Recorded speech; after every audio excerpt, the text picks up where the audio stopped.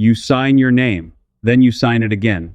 By the time you walk out of that closing office, you have signed your name more than 40 times, and the pen they handed you was plastic and cheap, and the desk was fake wood, and a man in a tie you will never see again just handed you the keys to a house that does not belong to you.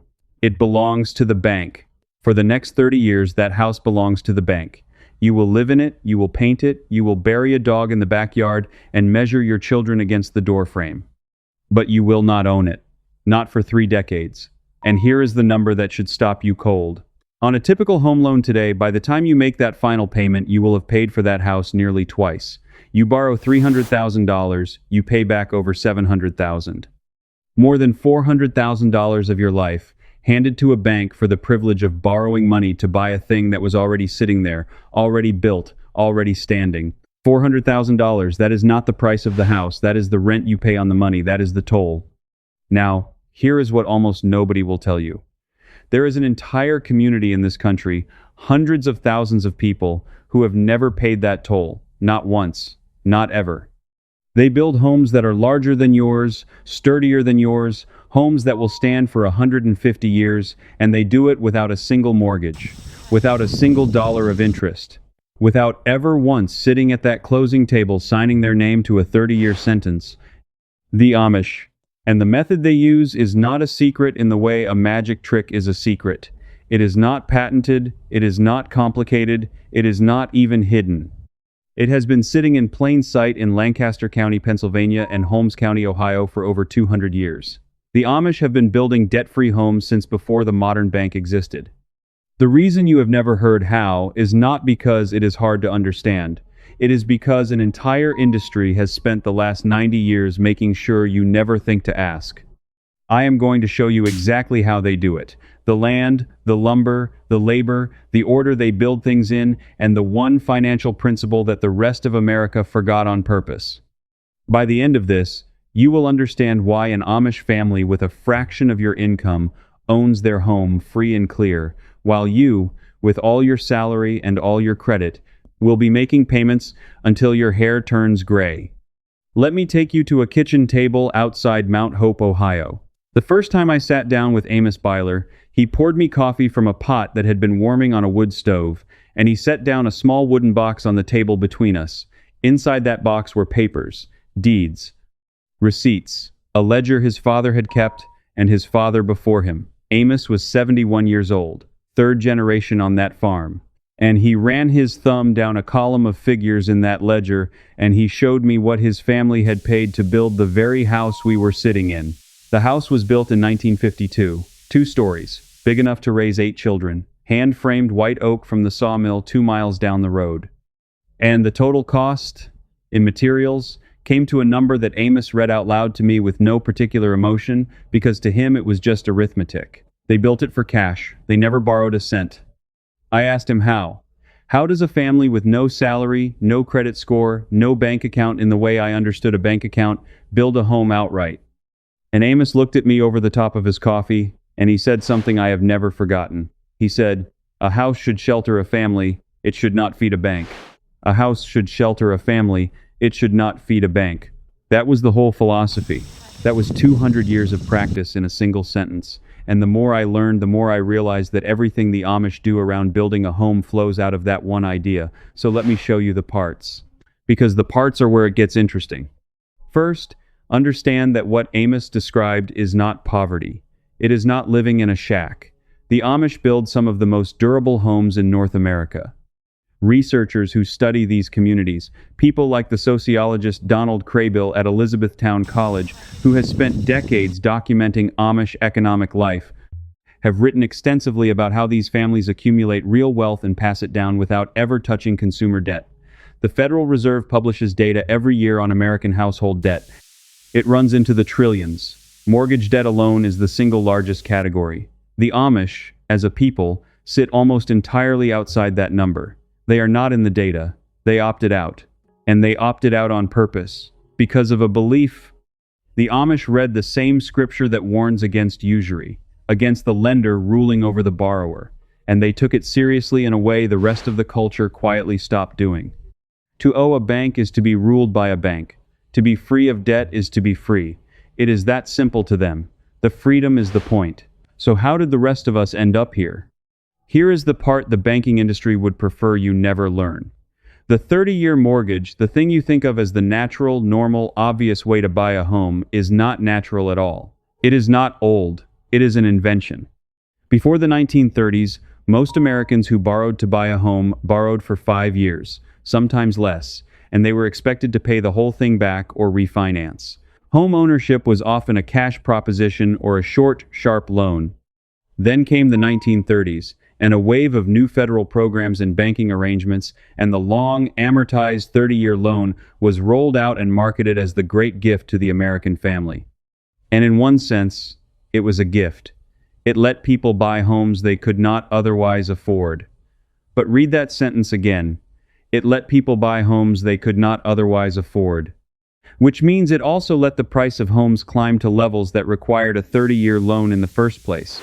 The loan did not just respond to high prices, the loan created them. When everyone can borrow more, sellers can charge more, and the bank sits in the middle of every single transaction, collecting interest on a scale that would have been unimaginable a century ago. The mortgage industry did not solve the problem of expensive homes. The mortgage industry is the reason homes are expensive. They sold you the cure and the disease in the same bottle, and the Amish simply refused to drink it. Now, the principle underneath all of this is something you already understand if you stop and think about it. It is the difference between owning a thing and renting the money to almost own a thing.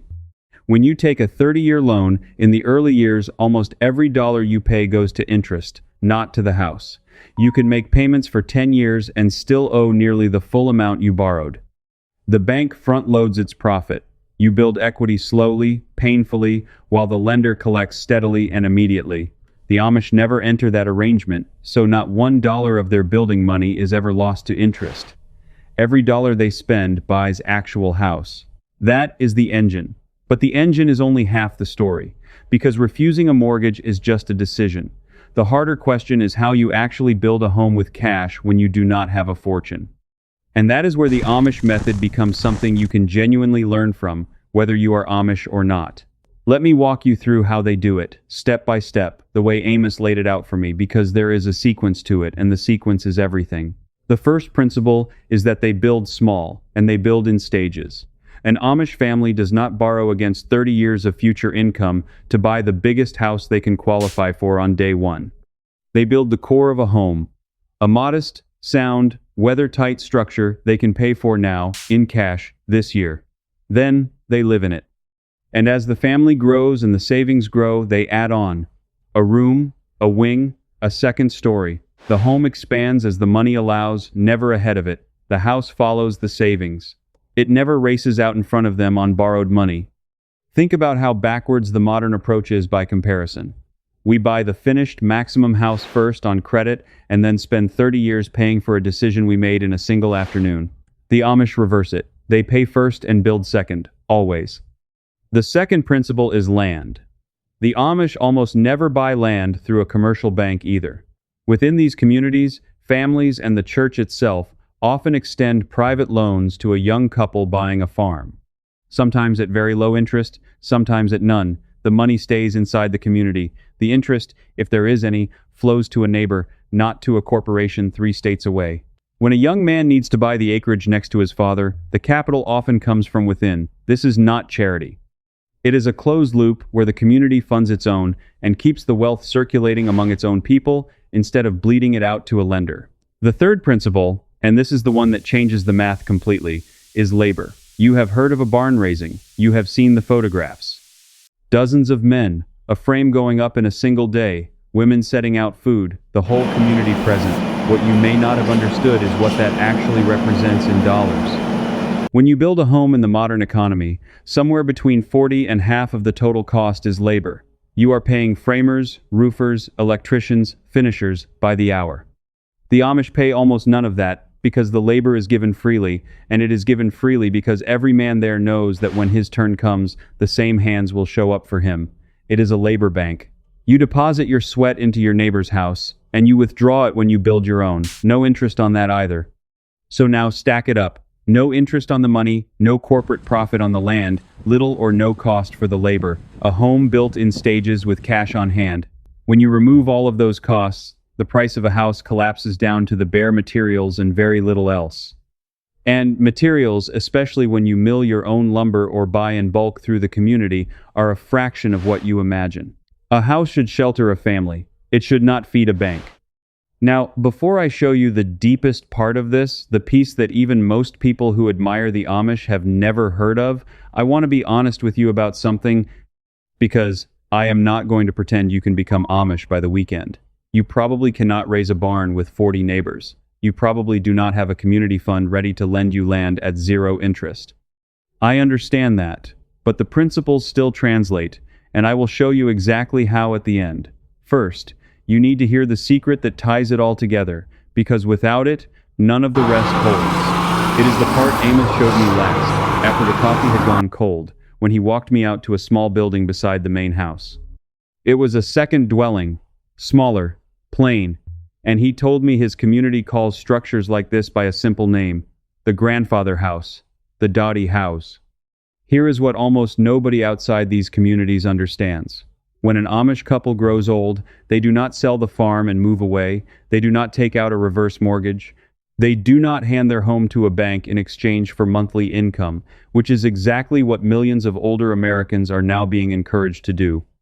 Instead, the younger generation takes over the main house and the farm, and the grandparents move into the smaller dwelling built right there on the same land. 3, sometimes 4 generations on one property. The home is never sold. It is never borrowed against. It simply passes down, paid for, free and clear, from one generation to the next, gaining 150 years of shelter for a family that never once paid interest on it. And this is the secret within the secret. The Amish home is not a financial product. It is not an asset to be leveraged. It is not collateral. It is a thing that exists entirely outside the world of debt, and because it never enters that world, it never has to be surrendered to it. The bank cannot take what the bank never touched.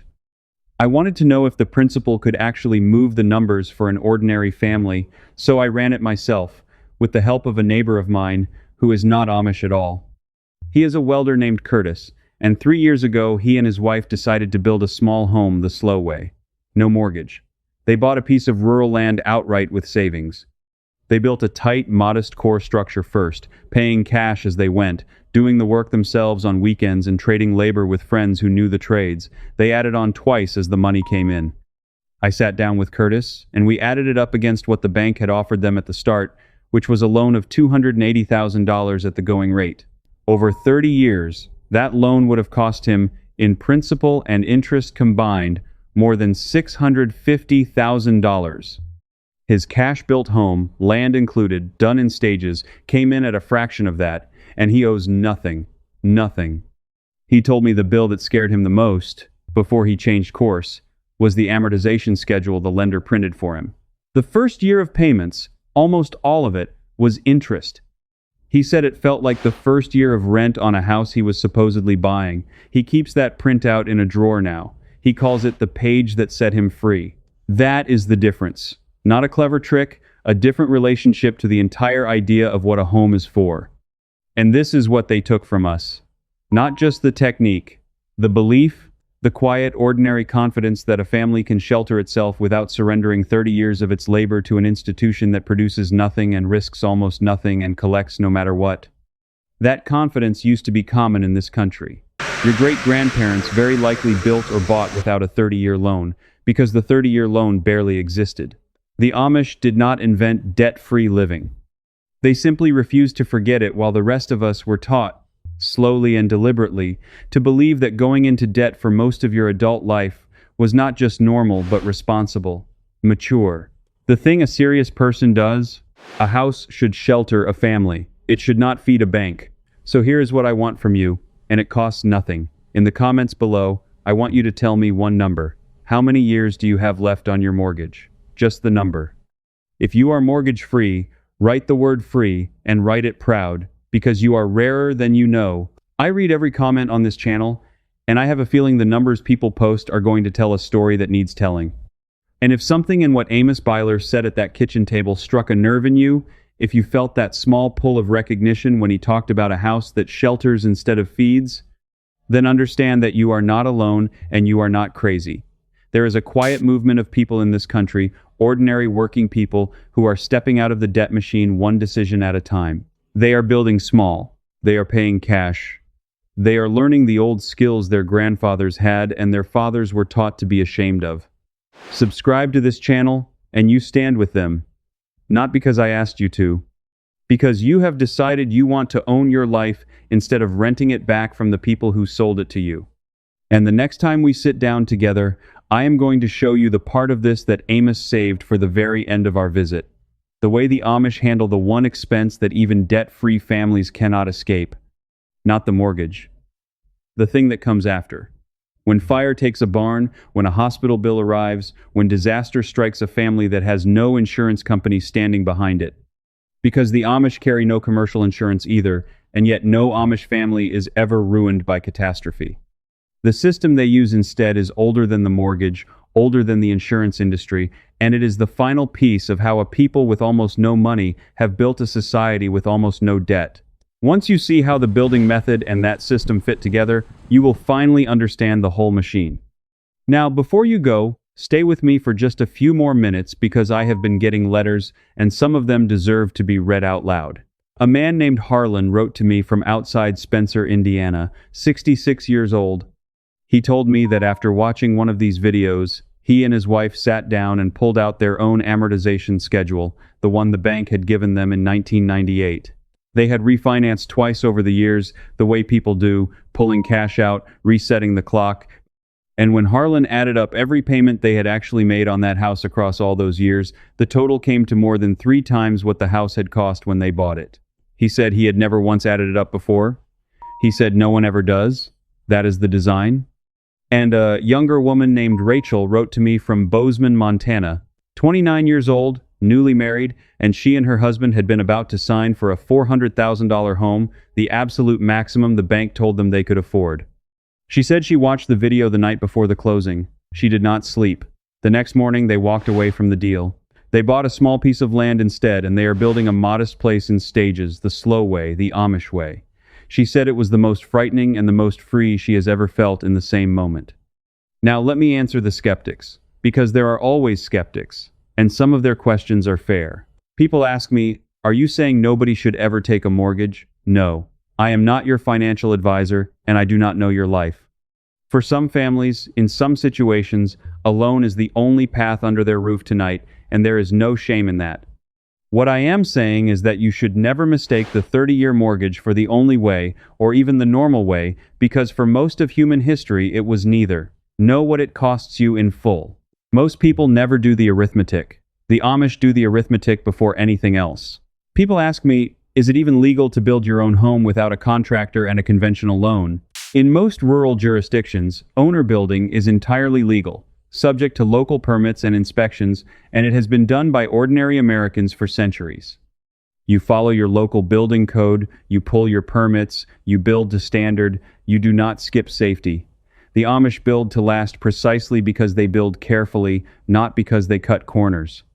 People ask me, what about those of us who will never have a community of 40 neighbors to raise a barn? That is the real question, and here is the honest answer. You replace the community with patience. What the Amish buy with shared labor, you buy with time. You build smaller than the bank says you can. You pay as you go. You trade work with the few friends you do have. You refuse, absolutely refuse, to let the size of your house be decided by the size of the loan a stranger is willing to extend you. That single act of refusal is the most Amish thing you can possibly do, and you can do it tomorrow, no buggy required. And people ask me finally, why would the banks let this knowledge spread if it is true? They do not have to stop it, they only have to make sure you never think of it. An entire culture that assumes debt is the default, that teaches a 30-year loan is what adulthood looks like, does the work for them. The Amish escape not because they found a loophole, but because they never accepted the premise in the first place.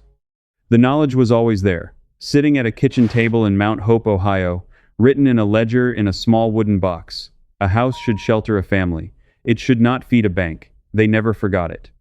Now you remember it too. The only question left is what you decide to do before you sign your name 40 times on something a man in a cheap tie hands you across a fake wooden desk. You already know what Amos would say?